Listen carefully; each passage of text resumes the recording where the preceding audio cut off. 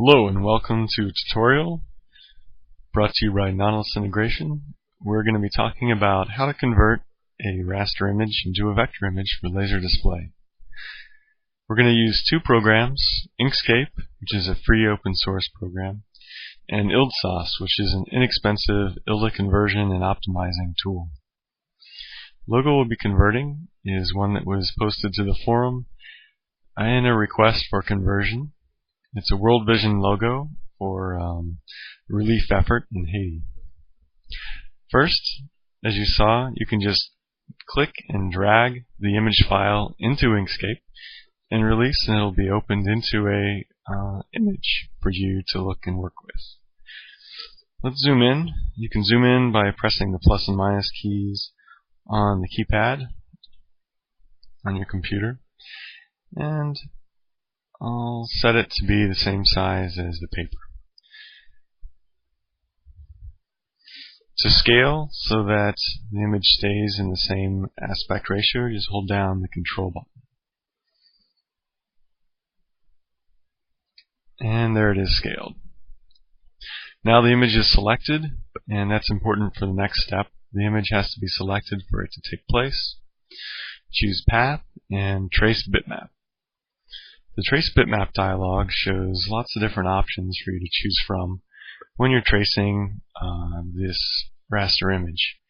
In this case, because the image has filled in solid text and filled in solid graphics, the best option is to select the colors in multiple scans option. What this will do, it'll split the image into a series of overlapping vector layers, each with a different color. In this case, there are three colors in the image.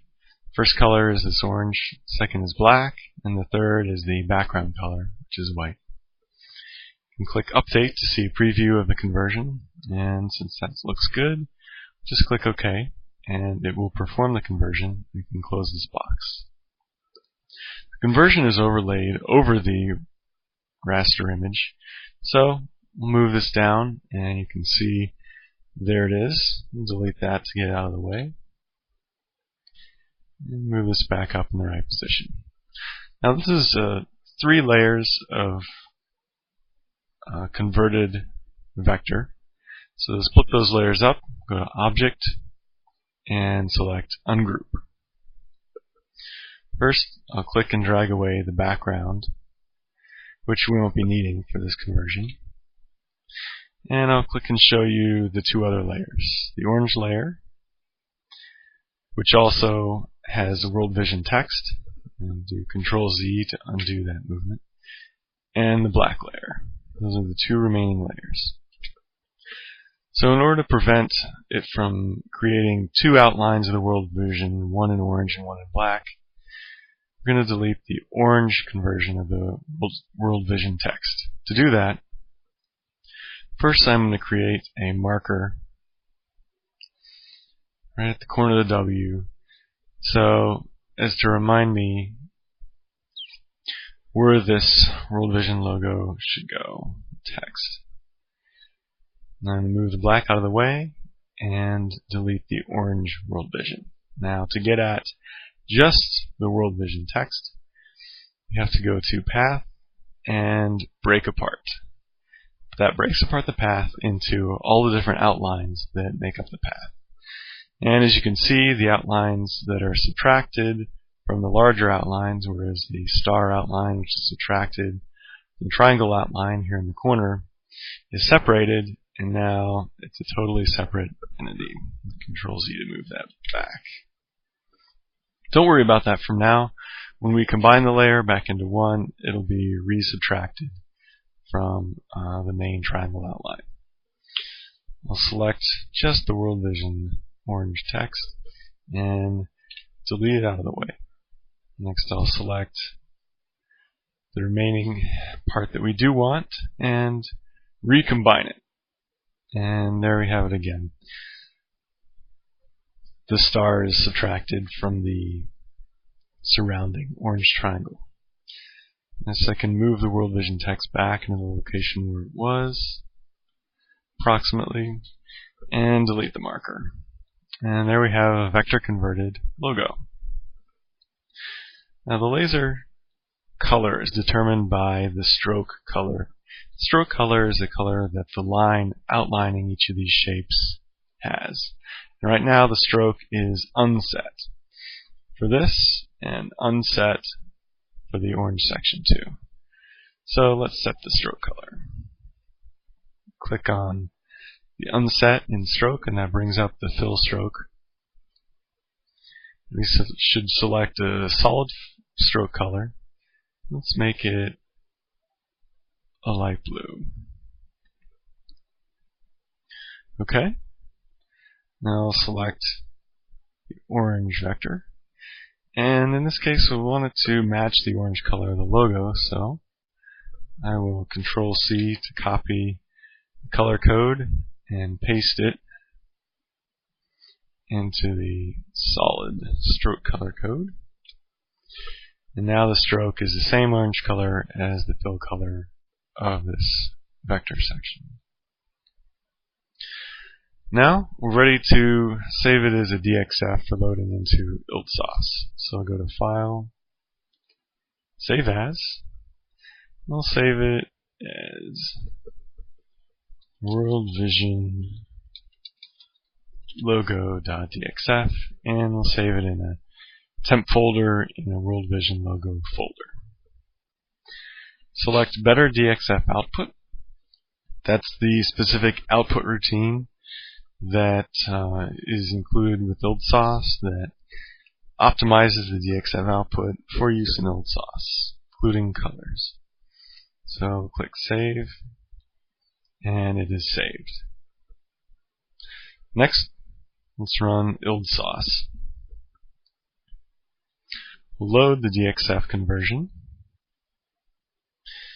As you can see, it loaded one frame, and let's click the viewer to see what it looks like. There it is. Show points. Now you can see the DXF conversion isn't yet optimized for laser display. I'll zoom in here so you can see a little bit clearer. Along the straight paths, there aren't nearly enough lines, aren't nearly enough dots or points to allow the galvos to follow these straight lines. Also around curves, there are too many points that would end up causing the output to be slower scanning than you'd like. So to fix that, we have to turn on Data Reduce, Optimize options. The Data Reduce option first reduces the vectors to the minimum amount necessary to define what the vector shape is. Click Preview Processing so you can see the result. Well, there's hardly any change. But if you look at the difference between the points with before and after, you can see that the number of points defining this vector image have been reduced. Now it would be even harder for the galvos to scan. So we'll now optimize the image for your galvos. Here I have 30K galvos and I want to drive my DAC at 30K output rate, so those numbers are entered in these two sections.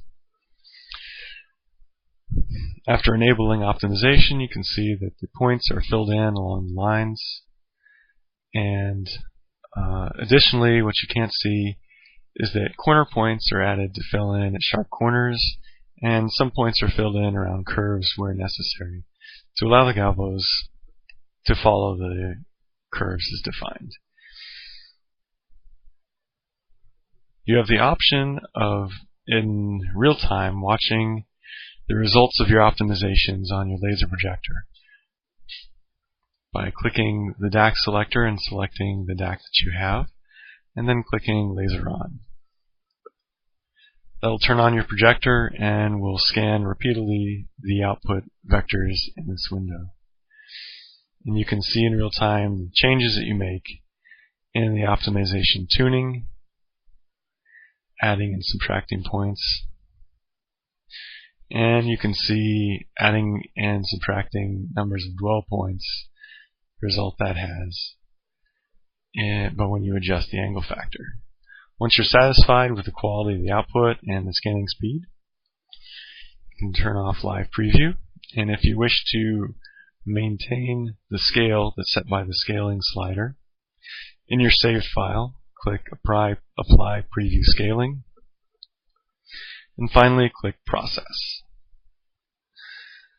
That will go through all the steps and output the file in your selected output location. It'll save as an ILD file in the format that you specify here, and the result will be shown in the window. Finally, you can import that file into whatever show program you wish, or you can share your converted ILDAs with others around the laser world. Thank you for watching this tutorial. Hope that helps show how easy it can be and what degree of control you can have over the conversion process with a combination of Inkscape and ILDSOS.